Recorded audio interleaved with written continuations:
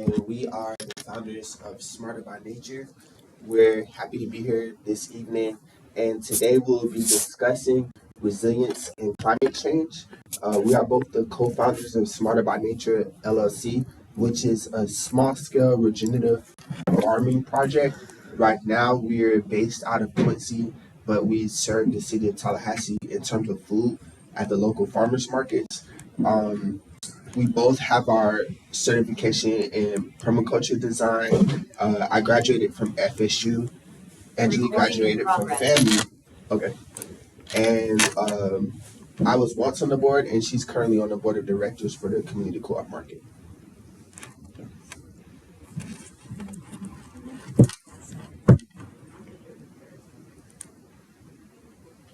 So we're just gonna give a brief overview about our growing style and just the state of our soils and in general how we can improve the fertility and build our soils up.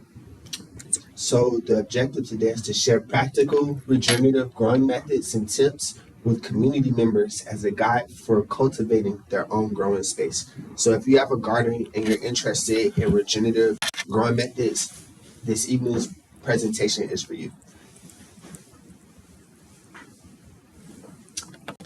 So as our first is the state of our soils, pretty much addressing what the problem is.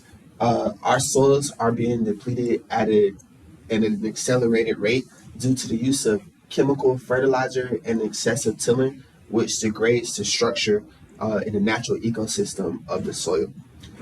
Pretty much, it's known that the practices that we've been doing for the last 100 years are destroying our soil systems all over the world. So right now is a good time for farmers and small-scale cultivators to look for ways to build their soil. Is there a way to move that off of the presentation? I think if you stood facing that way, do you mean like how the camera? It was that. Or just that? Yeah. So a reduction in how often or how intensively cropland is tilled enables the soil to retain more organic matter, which leaves the soil less susceptible to wind, water erosion, and helps to store or sequester carbon, which is a quote by the USDA. So these images show the heavy usage of tilling that happens generally sometimes every season. So the heavy tractor plows up all the organic matter. It just disrupts the system. And then when rain, wind, or heavy weather comes, it really just disperses the soil system. So we want to take a regenerative approach to maintaining our soils. And that just means that we want to protect our soils instead of destroying it by excessively applying fertilizers or tilling excessively. Some of the benefits to the regenerative approach to soil management equal higher soil fertility, healthier soil, which equals healthier plants, lower costs, it's simple, and you're able to sequester carbon. Right here we have the plant carbon cycle. What it shows is how carbon cycles through the atmosphere through the use of plants. So plants help to uptake carbon from the atmosphere through photosynthesis. They then resynthesize that information into usable information into usable energy. Then it is then exudated into the soil, which helps feed microbes, and then the plant decays, which is humidification, and that's when the carbon gets locked up into the soil, and then the cycle continues. Generally, you may have heard of the extreme weather events that have been happening in the U.S. from the mudslides to the fire events and the drying up of the Colorado and the Mississippi River. So in general, the weather patterns have been changing over time, and it's just something to pay attention to how the system works and how we can use it to work with the system. So what is regenerative agriculture? a system of farming principles and practices that increases biodiversity, enriches soil, improves watersheds, and enhances the ecosystem services. Pretty much, regenerative agriculture is a shift in the way that we think about dealing with the soil from just planting to grow food to thinking about the earth and the preservation of the soil that we use. So we want to, in theory, disturb the soil less. So that means adding carbon to the soil. It means adding minerals when we're taking the vegetables or the crops out. So we want to replenish the soil. We want to plant a diversity of plants so that they can all thrive together. And then that will help increase the diversity of the microorganisms and then the animals that follow the growth from eating the worms, and it continues up the system. So here we have a list of regenerative growing principles and practices. Some of the principles include minimizing soil disturbance, plant diversity, protect soil with living plants, keeping the soil covered, and integrating livestock when possible. Some of the practices of these principles include organic annual cropping, agroforestry, holistically managed grazing, and perennial cropping. So regenerative agriculture can be done on a small scale, on a home backyard. You can even think about it as a small container garden, and it can be implemented on a small scale all the way up to an acre and up farm.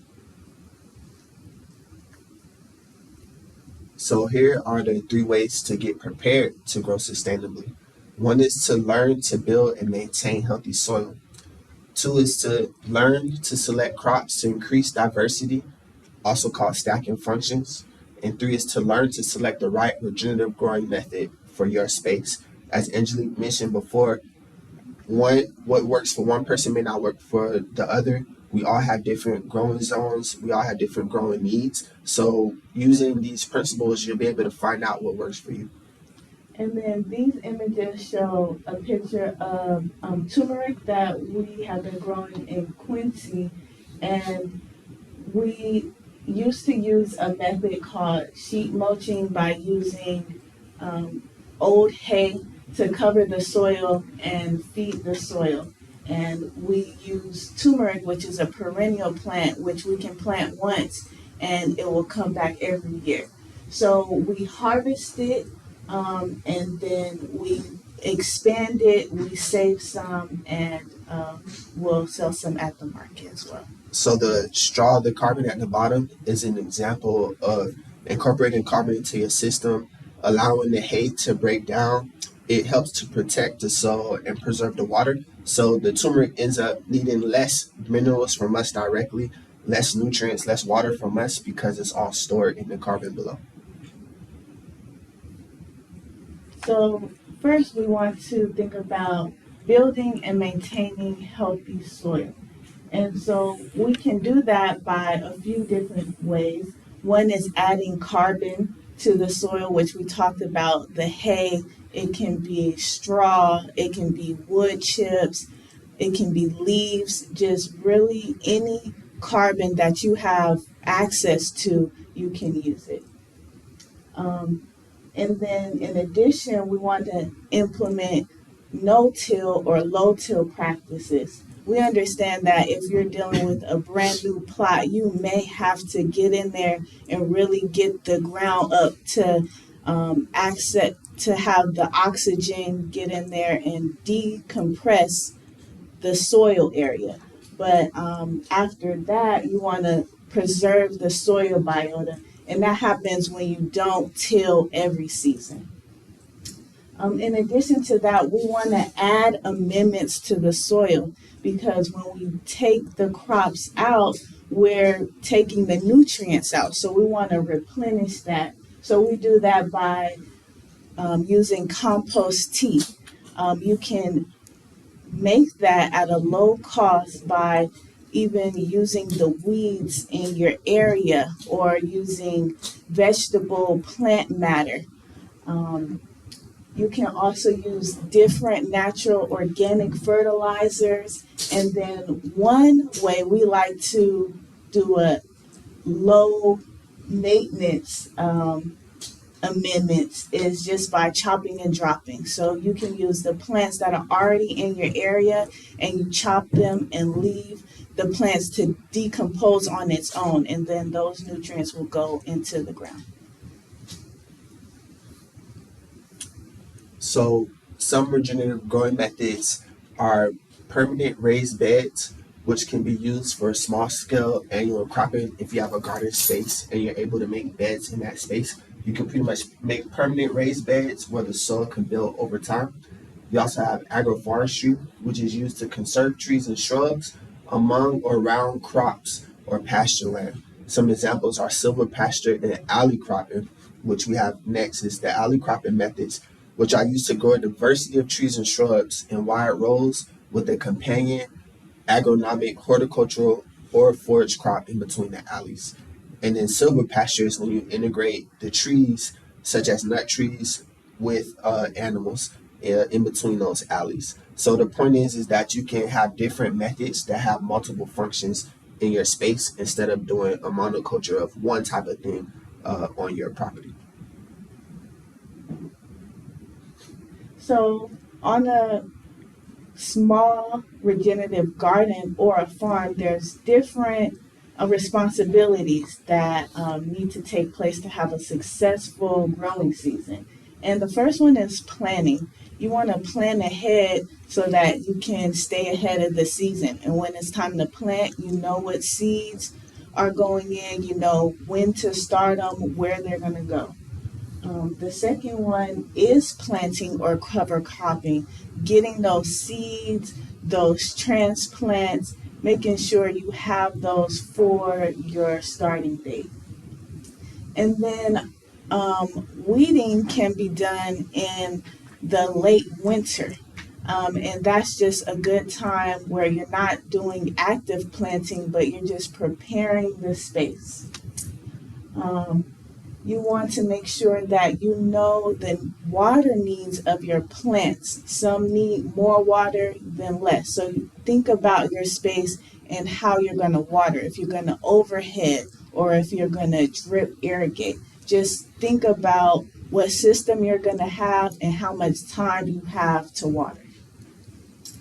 And then you want to think about your harvest date. And if you're planting something that needs to be harvested every 2 to 3 days, like okra, or if it will take a whole season, 95 days to get a watermelon. So you want to think about when is your harvest date so you can be ready and get your crops when they're ripe. You also want to think about propagation because that is a great way to expand your plants without using a lot of money. So there's different plants, one example is a beach sunflower that you can propagate. So once it gets healthy and mature, you can take a cutting and start new plants and expand it over your garden area. And then at the end of the season, you want to save some seeds because you're growing plants, but you also want to grow and save the seeds so that next year you can have a reserve.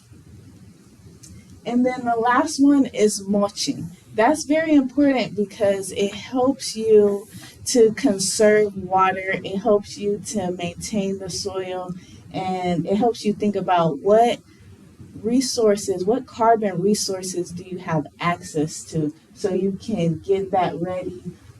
We've used hay on our farm a lot, but right now, and then the past year, we've been using more cover crops as a living mulch because when you use decayed mulch, you have to keep reapplying and the grass eventually grows through. And if you have a large space, then it may take more effort. So we've decided that we want to do a living mulch to help us combat the weeds. And on the picture on the left is us growing the Celosia argentea, or the Nigerian koto spinach. It's a crop that we chose to grow in our small space because it's heat resistant. So when we talk about the effects of climate change, we talk about planting things that will adapt to the different changes in our environment. So this was a great crop for us. We sold it at the farmers market and to some restaurants in our city, and you can also use it as a cut flower. It produces a lot of seeds, which we then store and which we can continue planting. So all of these lists it's not even just about maintaining the soil, but it's about maintaining your resources in your space in general. Whether it's the plants, the soil, water, any type of energy going into your space, how do you manage for that energy? And then one last thing I want to say is this picture is of me planting a citrus tree. So one thing you may want to consider is to plant your canopy of trees early so that you can create shade for your space. On our Quincy farm, in the middle is straight full sun, and sometimes our plants get tired. So planting fruit trees can really add a nice canopy and help preserve your younger plants.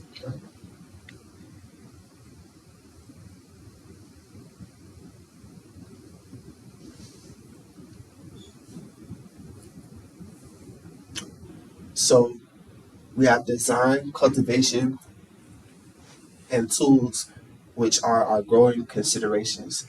So in terms of having a space and starting a space from scratch, you want to conduct a site analysis. That's part of understanding what resources are available in your space. We talked about energy. So you have sun, water, the wind direction, climate zone, and the purpose of your site. All of these things can determine what you grow, how you grow, and when you grow. Down below, we have a figure of how the sun and the wind factors in a given space. It's a diagram to show how it goes across the horizon and what part of the hemisphere at what particular time of the season. Then we have our tool for small scale growing. We like to, and like Angelique mentioned before, these growing practices can be done in your backyard or they can be grown on a large space, and the tools that you choose depends on the amount of people that you have to work with, if you're working with your family and friends, or if you're by yourself, if it's in your backyard or if it's in a large acreage of space. So we have the sickle, which is this picture below. This is the Nigiri Kama, which is one of our favorite hand tools. It's the Japanese hand sickle. Then we have the grub hoe, which Angelique is using in that picture in the middle.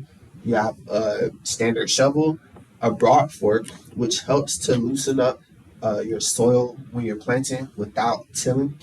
Then you have a flat rake. You have a walk behind tractor, which is one of our favorite things. We use the BCS tractor. And it's just a way on a small scale to manage your space without a big tractor. But you also don't have to use these grub holes if you don't want to. And then we have our seeder.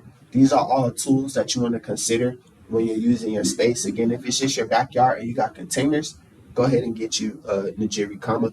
But if you have a large space up to 5 acres, then go ahead and get a walk behind tractor. It's pretty much whatever works for you. But some tips would be to design according to your site. Cultivate a manageable area, so decide how much space you want to work, and then use tools that make your job easier.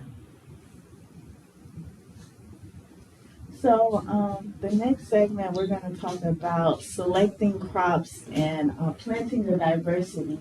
And you want to do this because you put all this hard work to prepping your space, you imagine this, so you want to select the plants that will thrive in your area. So select a mixture of annuals and perennials. So that just means select plants that will grow during a specific season and plants that will grow every year. So their roots will stay alive in the ground and then they'll come back in the spring. One example of that is if, say, you planted fig trees, or if you planted persimmon trees or some type of fruit, we're in zone 8B. So we tend to use like the stone fruit, pomegranates, persimmons. We made a whole rhyme about it. It's in my head. I'll share it with y'all later. But the point is that you want to select one of those. If you have the space, even like banana trees, which we have at our space as well, these would be considered perennial crops. So you get the fruit every season, but in between those, you can plant the turmeric like we talked about before, which is another perennial. But if you want to do annuals, you can do the lettuce, the Swiss chard, your brassicas. You can do like things of that nature in between your canopy areas. That way you preserve the shade. You can use the shade that those canopy plants provide to your annuals, and then you'll have to water and feed your plants less because the soil will be covered, more nutrients, less will be seeped out from the sun. That was number one. Go ahead. And then also determine why you're growing. Are you growing just for a hobby to relax? Are you growing to feed your family? Are you starting a community garden? Are you trying to start a small scale farm? So think about your goals, and that will help you select your crops.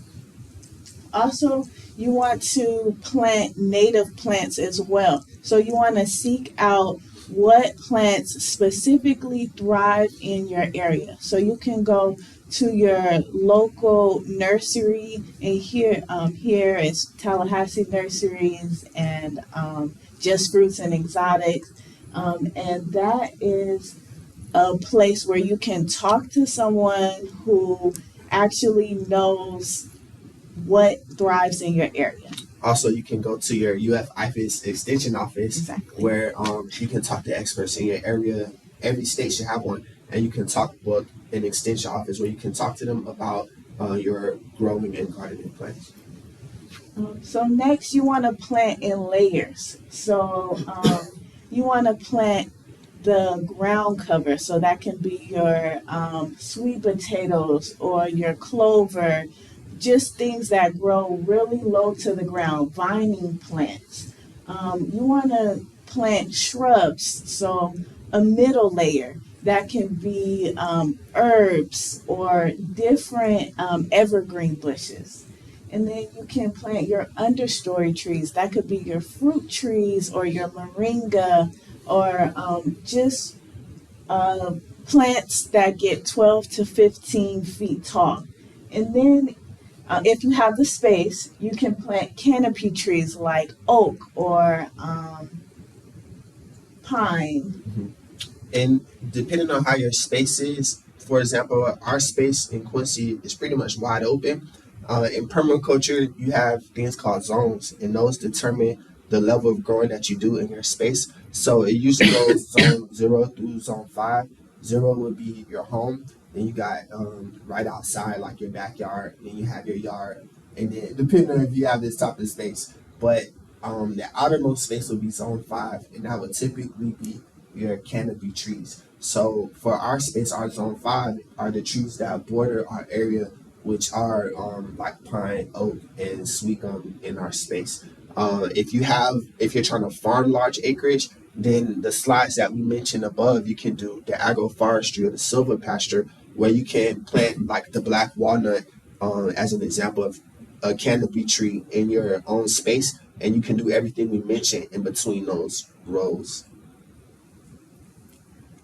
You also want to select drought tolerant plants, cold hardy plants, disease resistant, and you can tell by looking at the seed description on the packages, and that would just help you select plants that will mature faster and just adapt, that have been adapted to your area. One place that we like to purchase seeds from is Southern Exposure Seed Exchange. We're in North Florida Zone 8B, and that business, they provide a lot of seeds that are already adapted to your area. So you don't have to ask too much questions. You know they're catered towards the southeast, and it just makes your growing journey a lot easier. What was that? Southern Exposure Seed Exchange. So just an example, a few slides back, Kit mentioned the koto spinach plants, and those are African spinach seeds that are really drought tolerant and they produce a lot of seeds. So we planted it once and it pretty much survived on its own, produced seeds, and came back the next year. So you want to plant plants that are really hardy, that just don't really need too much attention. Moringa is another example. Moringa is awesome because you can grow it in any type of space. You can do containers. It likes the ground. They say that it appreciates neglect, so it can thrive in any given space. You can grow moringa as a tree, or you can grow it as a shrub. You can cut it low, or you can let it grow tall. That's just a really flexible plant that you can play around with in your space, and it has pretty much all the nutrients that you need. It's almost a full nutrient producing plant. And then calendula is another plant that we like. Marigolds is one of our favorite ones, which help repel nematodes in your soil. So every plant has its own function, and it's really about analyzing your space, analyzing your needs, and planting accordingly. You can go for number 6. Sorry.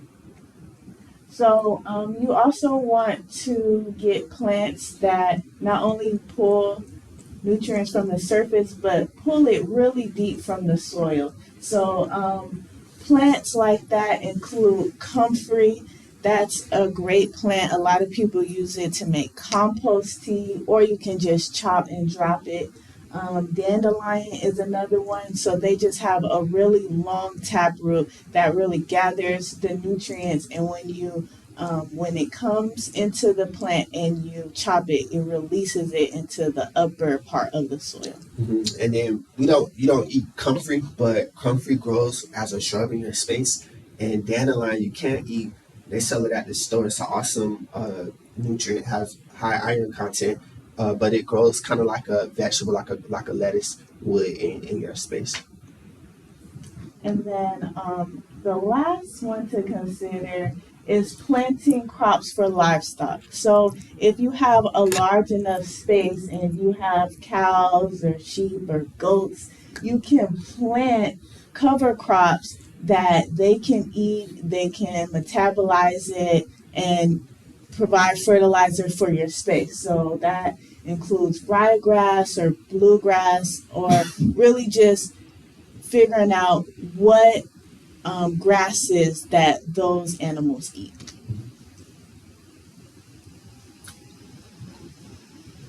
So here we have a list of the 12 permaculture principles, and then the example of the zone 0 through the zone 5. So pretty much you can apply permaculture principles to regenerative agriculture. Permaculture stands for permanent agriculture, and the idea of permaculture is creating sustainable systems for you and your family and your community to thrive. That's a whole nother aspect of growing, but the point is that you can apply those principles to your regenerative growing methods. So for number 1, we have observe and interact. What that means is exactly what it says, but when you get a space, you want to, even if it's your backyard, even if it's your kitchen window, and you want to put some plants there, you want to observe that space and see how much sunlight does it get, what type of plants can benefit from being in that space. Is it a space that has a lot of shade? Do I need to plant some type of shade thing there? How much energy would I be putting into? So that's number 1. Number 2 is catching and storing energy. So once you observe how the light goes, you catch it with the plant that it needs. So light is an energy, water is an energy. So if you have like gutters and rain always falls on your roof and you see like an indent in the soil, maybe you can put a certain type of container plant there that would, like a lemongrass, that would appreciate the water from that given space. Those are examples of catching and storing energy. Then you have obtaining yield, which everybody knows. Harvest your crops. You have apply self-regulation and set feedback. So don't over till, don't over harvest the soil. You don't want to deplete all the energy. So regulate yourself. How we do, as an example, when we grow all of our plants, we don't sell all of them. We typically split it into 3. where we sell a third of the plants that we grow.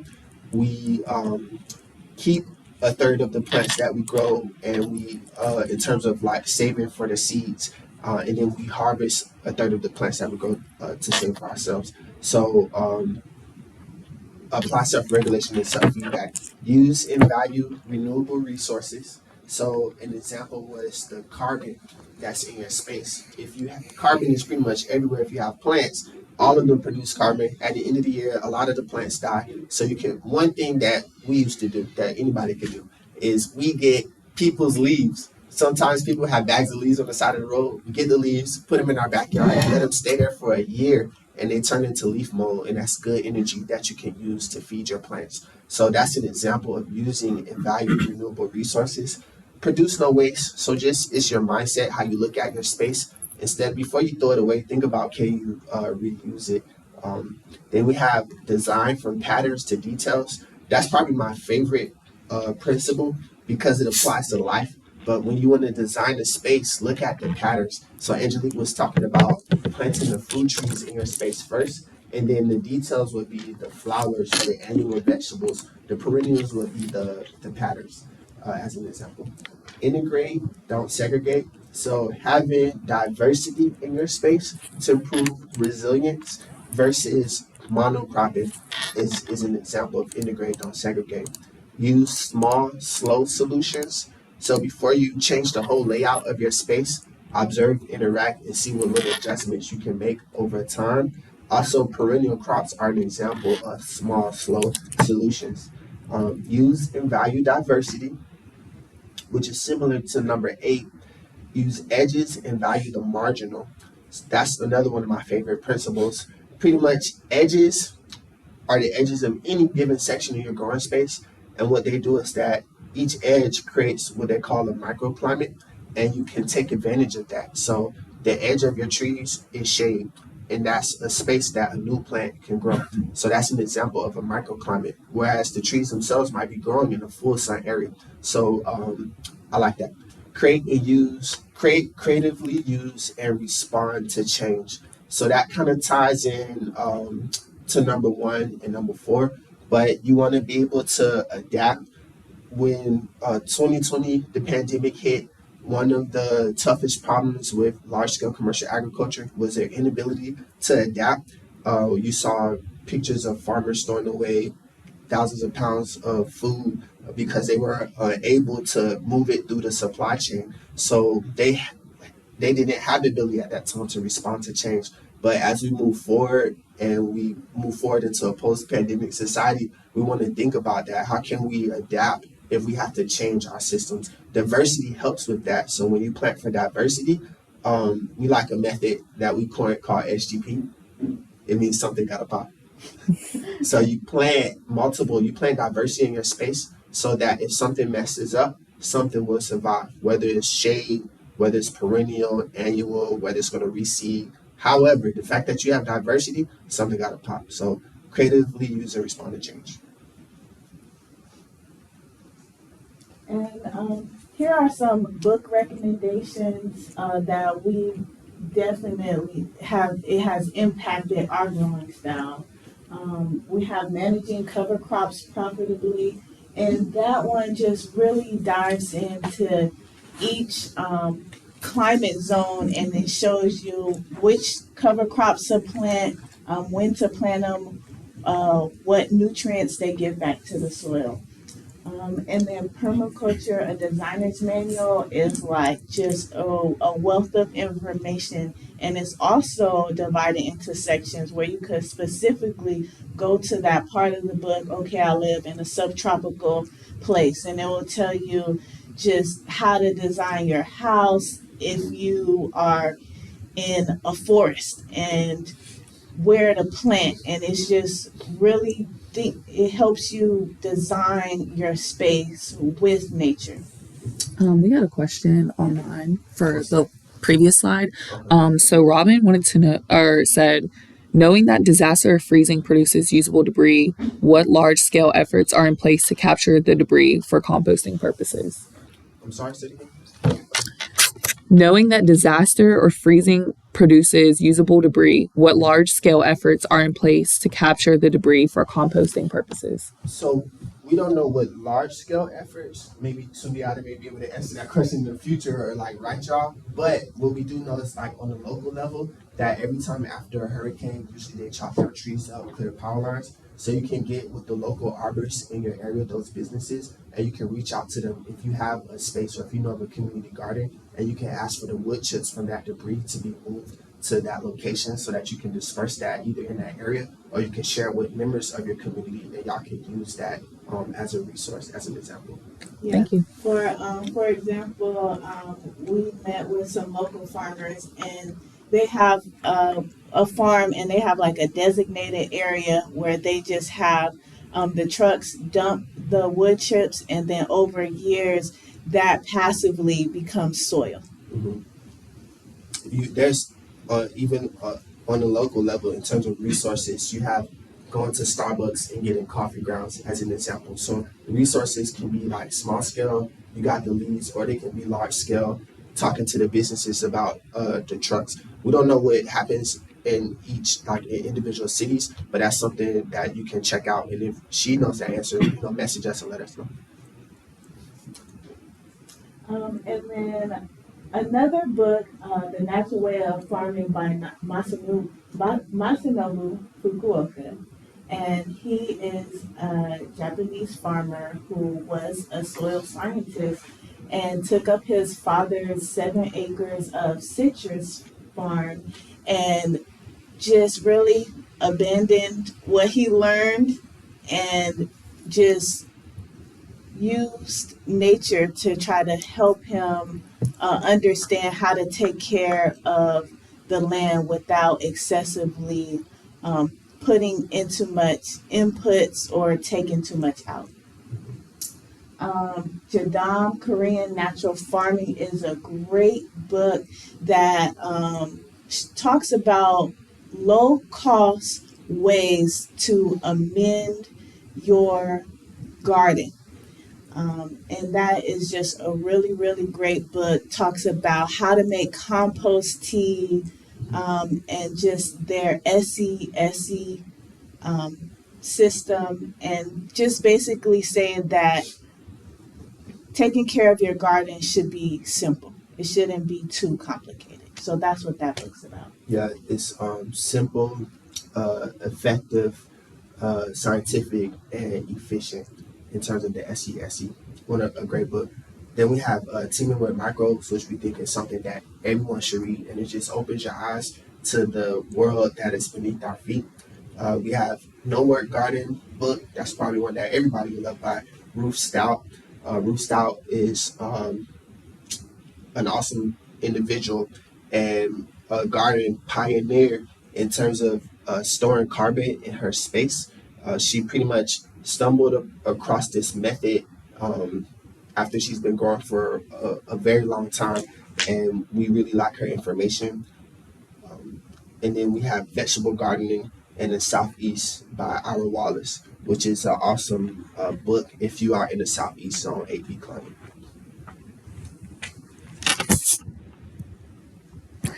So Robin had another question. She said, what efforts are being made to incorporate native plants into the landscaping of commercial developments that could attract and maintain the pollinating insects? And are their developers aware of the damage that they're doing by overforesting the area? We don't know about the developers, but we do know that the USDA is giving incentives to farmers for practicing no-tilling in their spaces. Yes, and I would say that a lot of the regenerative ways are happening kind of like on a smaller scale, and the commercial people have been doing a system for a long time. So they will have to decide to change their practices. And it's really like on an individual basis. So hopefully this information does get out. Like Kip said, there's major incentives that they're putting out to do research for adding diversity, maintaining the soil. So it's really up to those commercial developers to take care of themselves. What we're doing is trying to put out that information so people on a small scale can empower themselves and learn how to grow sustainably. And then one thing I would say is, in terms of supporting local agriculture, also make sure you check out your local farmers market so you can establish a relationship and communicate with the growers in your area and see what practices they are doing. So it's pretty much levels from an individual to a commercial grower, and the farmers market would be like your next access point for finding out that information. Another question was, where do you get the spent hay that Ruth Stout talks about? So the spent hay, you can get it, you would have to see in your space, and it depends on if you have like an agriculture area. Like I know in South Florida, where I'm originally from, when we go down there for garden resources, it's very hard to come by. There's like landscaping areas and you get mulch, but you won't have access to hay. In the urban environment, leaves may be your form of hay, and everybody has leaves, and raking up leaves is like an urban tradition. So that would be like your form of hay in your space. We connected with an older farmer in our area, so that's how we got the hay for our space. But you would just have to see what resources are available in your area, and the hay may not look the same for everybody. Hay may be getting the newspaper that you use and using it as a form of carbon for your potted plants in your backyard. So it just really depends on what access to carbon that you have in your space. Or you can produce your own hay if you have the space, the cover crops, and the weeds is pretty much the hay. So thank you all. Yes, we want to thank y'all for tuning in and really supporting this training program. I think it's a great opportunity for people to just learn different aspects of the food system. We're Smarter by Nature. You can find us on Instagram, YouTube, Patreon, visit our website, and we also created a garden rap album for your musical pleasure. It's called Greens on Deck. We talk about composting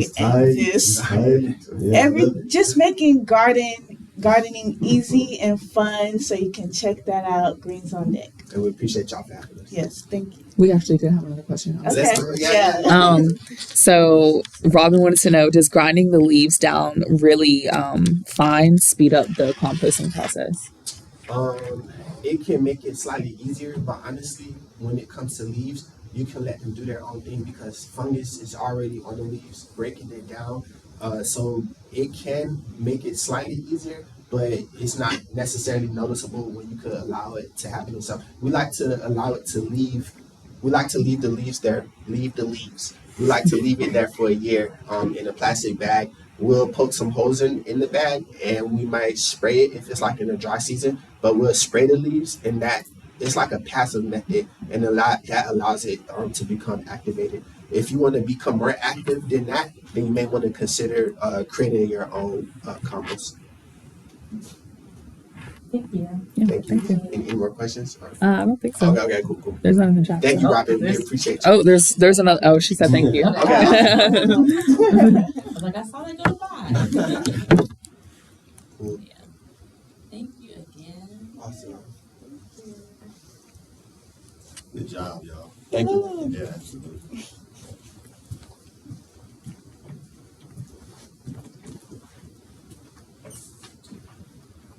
So, we'll follow up with y'all's presentation with a little bit more information.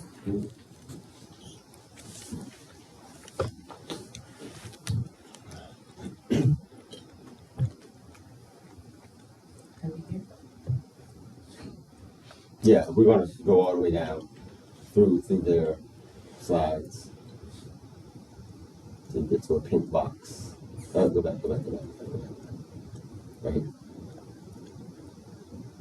Go back. Good. Creep back. All right. So everybody. That was Smarter by Nature, a beautiful couple who is also at the forefront of a lot of the regenerative methods and practices that is becoming more and more popular. Not sure if you might have said it in the beginning, but I like to remind people that regenerative is a new word. It's a new sort of code word for what ancient and indigenous people have been doing for millennia, right? Which is really caring for the soil. It's really caring for the soil. And once you make sure that your soil layers and your soil microbiome are proper and moving about with all of the microbiology that's necessary for nutrient cycling, then it's very difficult to fail in growing. Now, this particular unit was about resiliency.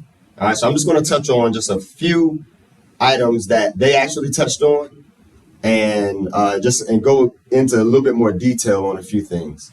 But the first thing that I want everybody in the chat and everybody here to think about is, if you are growing, what are some of the regenerative farming practices that you're currently implementing on your own farm or in your own growing space? Okay, so you heard a lot about what Smarter by Nature said. Permaculture is one, creating the various levels of growth from, it could be grasses, it could be annual crops, it could be bushes and shrubs and trees.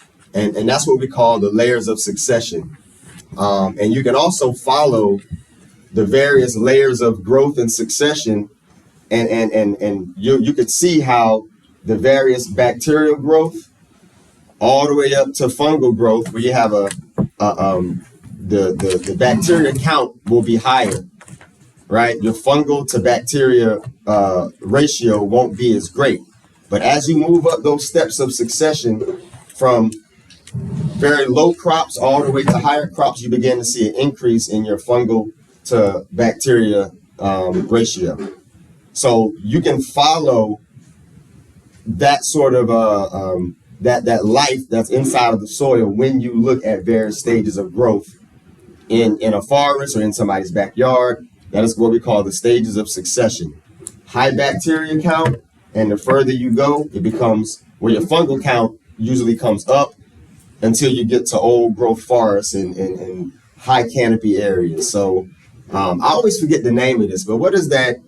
The largest living organism on the planet, that fungus that exists out on the West Coast. It always escapes my mind. I know what you're talking about. But yeah, it's like it is the actual the largest living organism on the planet, and it's a fungal network.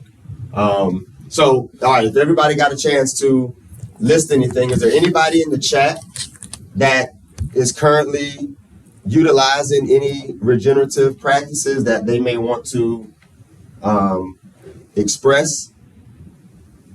And it could be something that Smarter by Nature said, or things that you sort of consider yourself a regenerative practice. All right, going once, going twice. All right, we'll keep it moving. Okay, so a lot of what they also mentioned was water. How do we capture water? How do we keep water in our systems? Okay, so we can scroll up just a little bit. All right, so what we want to be able to do in terms of being a little bit more resilient on the farm is, how do we practice smart water use on our farms, whether that's you're growing food or you're raising livestock. And we did mention livestock quite a bit, right, in your presentation, the different types of growing areas like silvopasture.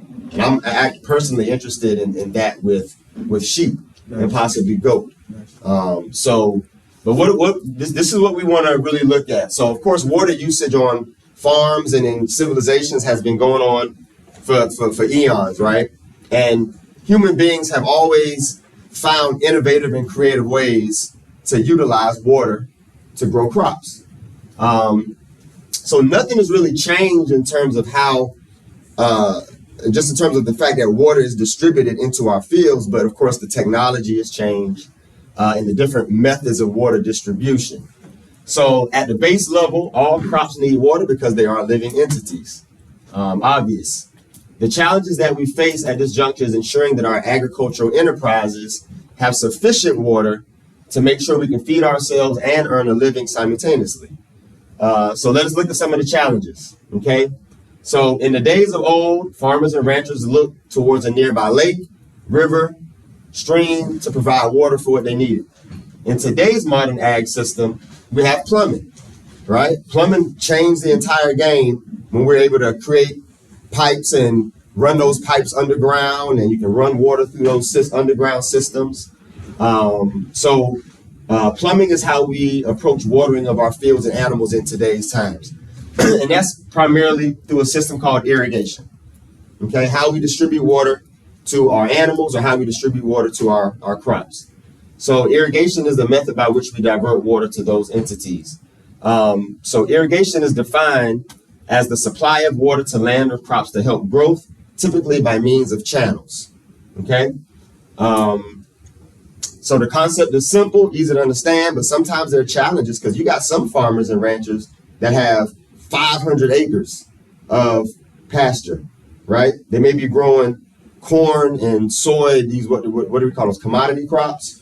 Corn and soy and cotton, those types of things on hundreds of acres, thousands of acres, right? How do you actually get water to those types of systems? You can't run lines everywhere throughout those systems to distribute water, so it gets a little tricky. Now I'll save that. Okay, so a lot of these opportunities come in the form of pumps, drip systems, overhead sprinklers, and a lot of mulching. And Smarter by Nature, we mentioned mulching. That's one of the key factors in having a regenerative system because of the beauty of what mulching actually does to our soils. I wrote a few things down when y'all was talking. I'm going to address those in a minute. So many farmers and ranchers are constantly exploring ways to improve their systems. Crop and soil management are explored as well to become more efficient water users. Scheduling, delivery, and management of water through irrigation systems are established to meet the specific needs of the crops and the animals. According to a pamphlet published by the Sustainable Agricultural Network, Opportunities in Agriculture, Smart Water Use on Your Farm or Ranch lays out a few different types of irrigation systems. And this is a lot of SARE information that y'all mentioned earlier as well. So we can scroll up a little bit. So this is one system in Rwanda. It is an unlined ditch. So it's like a canal, right? So they will draw water through pumps and pump that water from the canal into their fields. It is a system that they use in South Florida near the Glades area, Belle Glade, Pahokee, Clewiston, to water what crop? What crop are they growing in the Glades area? Sugar cane. Yep. And so it's nothing but canals from the time you leave Palm Beach proper and you hit those western communities, and then there's a long drive all the way out to Lake Okeechobee. It's nothing but canals, sugar cane, and alligators. That is it. That's all you see. I used to work in Pahokee, and so Pahokee and Belle Glade are like a good 45-minute drive from the westernmost parts of West Palm Beach. So we're talking Wellington and Royal Palm Beach, these suburban communities. And so driving out, canals the whole way through, you'll see canal systems all throughout the Glades area. And Lake Okeechobee is out there as well. If any of y'all see the map of Florida, there's a huge lake, boom, right there. And they draw water from that lake as well. The canal systems in Lake Okeechobee is actually the key to the Everglades. So when you hear our governors over the years talk about restoring the Everglades, it is that system from central Florida flowing through Lake Okeechobee all the way down into the Everglades system. And so when we block off water, when we pollute water through commercial ag, we're creating some serious issues for those areas of South Florida. All right. So this is the unlined ditch in Rwanda. So they're able to pull from that and divert it into those fields. The next one is a pivot sprinkler system. If any of y'all have been riding through South Georgia, various places in Central Florida, and you hit large agricultural areas, this is the pivot sprinkler system. So it literally has like a center base, and it works 360 degrees around the entire field. Sometimes, depending on how the field is set up, it may only go 180 degrees.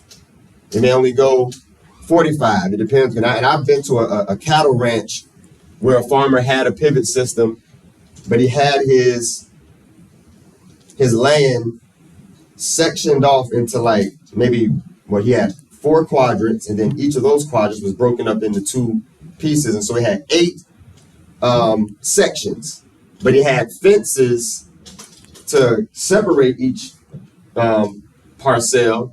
It wasn't like a metal fence; it was a fence that he could easily, like the fences that they use to keep livestock in check, right? Electrical fences.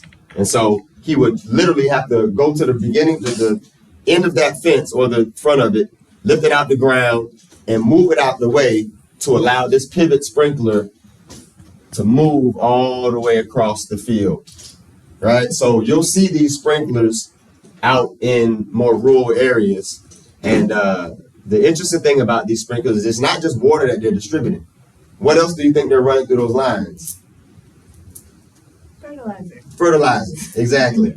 So when you see pivot sprinklers, 9 times out of 10, you're dealing with a farmer or a rancher who is distributing synthetics through these lines as well.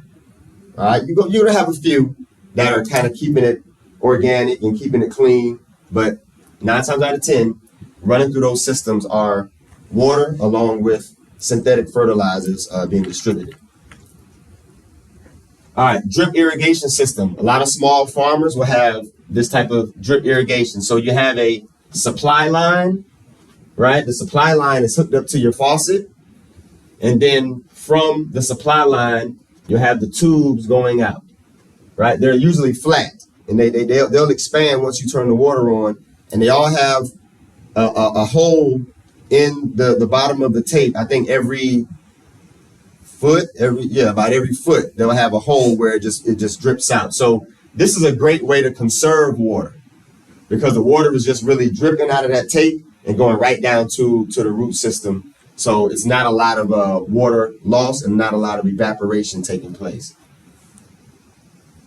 So these types of systems, like I said, depend on the needs of your growing space and the size of your space. So the last type of irrigation system that really isn't irrigation, but it's mulching. And we touched on mulching, right? So if you look at, we can scroll up to this picture. So if you look at this image here, you'll see just a visual diagram of what happens when you don't have any mulch in terms of what you lose to evaporation versus when you do have a mulch. So when you have a thick mulch, you only lose about 10% of the water that infiltrates your space. When you don't have mulch, you can lose up to 80% of the water that has been captured in the soil. It's captured, but then the heat will bring it back out, right? And you get larger growth, you get better soil coverage, you get greater levels of microbiology in the soil. And being that that's the case, you'll have stronger root systems because those nutrients are cycling inside of your soil. So that's the beauty of covering your soil. Like Smarter by Nature said earlier, even another part of it is cover cropping, because cover cropping literally does the same thing. You throw out a bunch of wheat, rye, radishes, daikon radishes, turnips, mustards. That could be a cover crop mix. And basically what you're doing is keeping your soil covered. Because if you don't cover your soil, you have a whole season go by and you don't cover your soil to keep the life moving around in the bottom layers of the soil, then what do you think is going to happen? If there's no root systems and no plants for those microbes and that mycorrhiza fungi to interact with and to eat and to cycle nutrients, what's going to happen? What's going to happen to the life in the soil? Where they going? You got rain coming down, right? What is that going to do to your soil if there's no life in it holding it together? Erosion. You're going to literally lose the life in your soil. The same way we talked about tilling, when those large companies go through, those large farms go through with all of that tilling, and they pulling up that soil a foot, 2 feet down to aerate it, you're losing and destroying your microbiology. You're losing and destroying your mycorrhiza fungi that exist in those soil depths. So mulching is super, super important. All right. So this is an example of, bok choy. When you got a nice little clean mulch on top of the soil, see how healthy the plants really are. So plants grown with mulch produce higher yields than plants without. There's a friend of mine who lives in Griffin Heights near the Frenchtown area, a gentleman by the name of Hal, and he's from Barbados. And he bought a plot, and it's actually on a decline near the water tower in Griffin Heights. And now he's recently installed irrigation because it looks like he's going to try to grow different things. But when he was growing just a bunch of turmeric, some peas, maybe a few eggplants, some brassicas, some collard greens, he did nothing but layer that space with mulch, like probably 5, 6, 7 inches of wood chips. He did not have to water. The rain came, he had all of that mulch down, no watering necessary. So that's a resilient practice. Mulching is a resilient practice, and we want to make sure that we practice that. All right. So I see bubbles. Anybody got anything? Comments? Just saying that's pretty, and someone was mentioning the Veggie Fest on Saturday. Oh, okay. We can Gotcha. Okay, so drip systems are very popular because of the ability to control the amounts of water through the drip tank. They're especially suitable for hot, arid, and windy places. The ability to apply water at a subsurface level also contributes to an increase in yield by reducing the occurrences of pathogens and weeds. Subsurface drip irrigation systems are not susceptible to the same kinds of evaporation levels and runoff and erosion that you'll find in traditional irrigation systems. Because again, when you got overhead irrigation, that water is coming and it's hitting on that soil, right? It's banging on the soil. So you may end up with a little bit of erosion, but it's not the same with drip systems. You don't get that same pounding down of the soil by water coming from overhead. So now, past mulching, there's another irrigation system that I wanted to mention that is especially critical for farmers, for ranchers. This particular system is known as a gated pipe irrigation system. So you have to have some sort of water body near or on your property. And basically there'll be a huge pump, the kind where you have to literally turn a valve to allow water to flow in. And if you scroll up for me, please. I'm sorry, the other way down, I guess. You had these huge PVC systems, these huge PVC pipes lined with the areas where you want water distributed. And so they'll turn that valve, water will flow through, and it'll shoot out into these pastures. And basically you almost flood some of these pastures, and you're not flooding those pastures to water your cows or give water to your sheep or your goat or whatever your livestock is.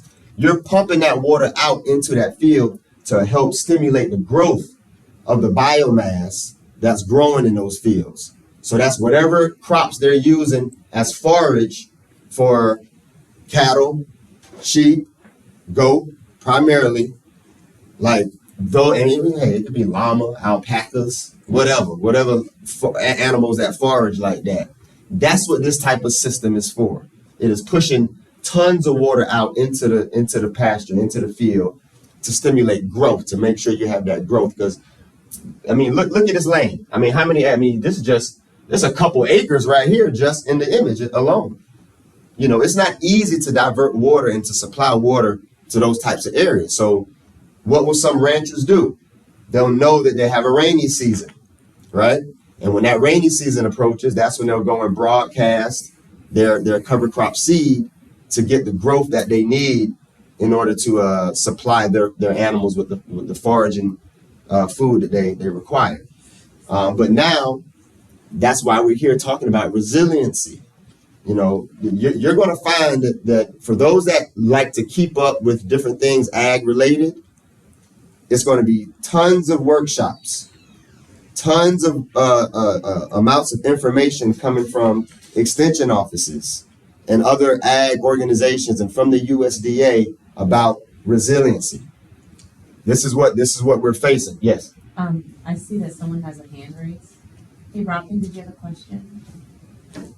Yes, I was just looking at this irrigation system. So what are you saying that they basically dig a pit and capture the rainwater to be able to pump this water, or is this water that you're paying for? No, they're pulling from a reservoir. Like in the beginning, I mentioned that they usually have a body of water already that exists on their property.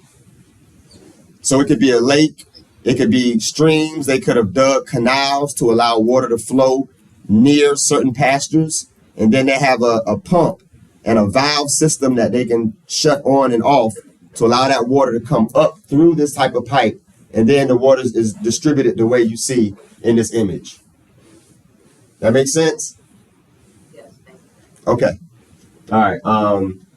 So now Robin had I'm sorry, yes. I have a question. What if you don't have a lake or a reservoir, but you have acres? You got acres, exactly. That's the thing. What do you do? I'm just asking. Yeah, no, I mean, no, but that's what I'm saying. Like, that's why farmers and ranchers will pay attention to that. Now, you talking about livestock, or you talking about growing the food? So right now, I don't know what. I just got it. I don't know what. Oh, so you just recently acquired? Yeah. How much did you acquire? 9 acres. Beautiful. And I have no idea how to farm. This is very informational to both of you, but I have no idea what I'm doing. Right. So on a situation like that, I would probably the first thing that I would explore in terms of water usage would be a well, and that's going to cost anywhere in between $7,000 to $10,000 to $12,000. But that's going to be your life-saving way to provide water to wherever it is that you're, whatever it is that you need to irrigate. Is there a house on the property? Okay. So, and all of the other acres sort of line up with the house, or the house is right on the edge of the property and then it extends out? The previous owners, they did horses.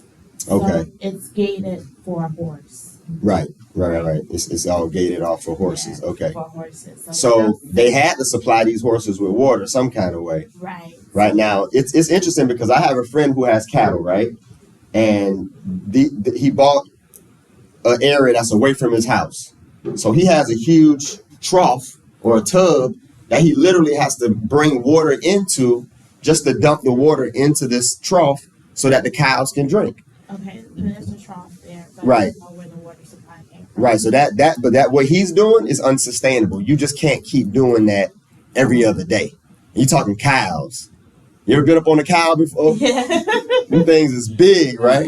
So, so we're talking animals that drink probably hundreds of gallons of water. Right. And then if you got a few cows, or you can have 10 cows. Right. So that's a lot. But maybe there is a different water source that you don't know about. Right.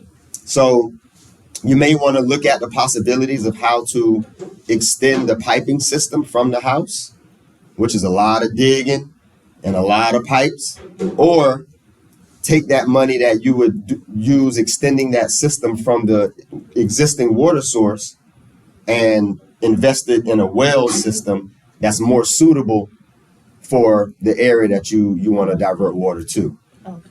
So, there's ways to think on that. Yes. Robin had a question.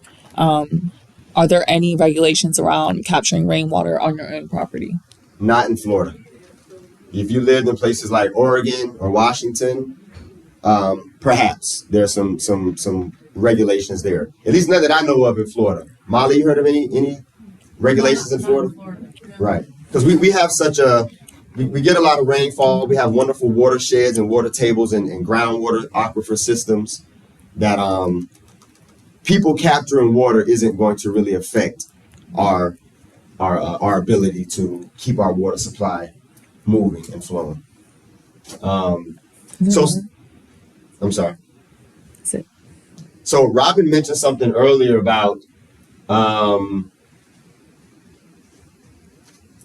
large-scale composting efforts. I want to revisit this question when there's a natural disaster. So you have states like North Carolina that are very heavy composters. That is like one of the friendliest composting states in the United States. And I love it up there because they compost all over the place. NC State, is that where you went to school? Yep. They have and I don't know, I think when you were there, they hadn't fully developed that system yet. They have like an ASP system where they're blowing air up through the compost, and they got like huge bays. Yeah, I wasn't able to check it out. Yeah, I think they built it after you left. That's where Ron Sherman is with the vermicomposting. Mm-hmm. They have a pretty cool like little compost research area. Okay. Yeah, because we were on their campus to view their system. But what happens in places like North Carolina, especially on the coast, and this actually happened a few years ago. I can't remember the names of the hurricanes that actually hit the coast, but you got a lot of hog farmers on that coast. All this livestock dead. What they do with it? They got these huge tubs. This might gross you out just a little bit. You got these huge grinders, these huge grinding tubs that they then have to throw the dead livestock in, dismember the bodies of the livestock as much as they possibly can before integrating them into either an active compost pile that's already has some microbial life going, or start a new pile. The videos that I've seen have always been integrating the dead animals into an active pile, because that the bacteria are already moving, they're already hot, they're already steaming, and so as soon as they touch the flesh of those animals, they'll immediately begin to decompose it. So to that question, there are efforts, but it depends on where you live. Our area doesn't have a really a true commercial composting site. The closest is probably Jacksonville. There's a company there called Compost Jacks, and they are a commercial site. So to that question, yes, there are efforts there, but it's not going to happen everywhere. When you get some areas here, when you just lose animals, if you're composting, you can do that. But if not, you're just going to end up burying those animals. So, all right. So that's the gated irrigation system. So this is the last little point here. So principles of resiliency are critical in order to encourage and maintain positive growth rates on your farm for your veggies or livestock. As previously mentioned, implementing a multitude of growing practices and facilitating a biodiverse, that is what Smarter by Nature mentioned earlier. I'm going to always go back to that. Diversity. You don't want to grow things and just be growing all corn, all soy, all cotton, or all collard greens. Those things are great, but the more diversity you have, the more resilient your space will be. So you want to operate from and facilitate a biodiverse environment, and that helps assist in supporting your entire operation.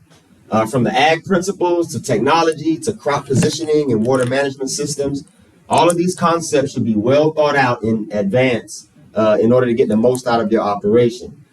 These principles can position you and your farm to mitigate many of the challenges that most of us will face with the changing temperatures and increased weather systems.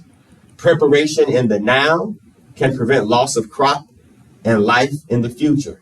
So let's continue to share and put into practice some of these principles so we can continue to experience success and abundance. Okay, so I just wanted to follow up with the brilliant information and presentation that Smarter by Nature gave with just a little bit more detail in some of those water principles, soil building principles, and just a few additional principles of resiliency. So that's all I got. And if there's any questions or anything that we want to touch on before we get out of here, I'd be more than happy to do so. And y'all can still ask Smarter by Nature questions as well if you have something for them. So, I think that's it regarding directly related to the workshop. Robin did mention that there is the 17th annual Veggie Fest at Tom Brown Park Saturday from 10 to 2. So I just wanted to acknowledge your comment there. And then Robin will get with you about scheduling a phone conversation. So Audrey will be in touch with you. That is all that we have. And guess what? Hold on. Since we mentioned in events, Compost Community has a composting workshop this Saturday too, from 10 to 3. So I ain't worried about no veg fest. I'm talking soil and compost. Extra hour. So if you're interested in that, you can go to the website, compostcommunity.org, and register for that. But yeah, so Awesome. if that's it. So we'll NC State has it going on. I'm looking it up. It was passed from when I left already. Yeah, it's amazing. And so I'll just mention that the next workshop is March 16th. And it will be on business planning for farmers. So I look forward to seeing you there. All right. March 16th, yes. And it will be, is it in Gadsden County? That's when we go back to Gadsden after Leon, back to Gadsden. Okay, I just want to make sure, because I think we switched it up to make sure this one was here. Yeah. So we'll look into look for the email, because it's not at Leon County. It's in Jefferson County. So off of 90. So the next workshop is March 16th in Jefferson County. So I will thank you for coming tonight, and I look forward to seeing you in 2 weeks. Yes. Thank you for coming. How do you hear about it?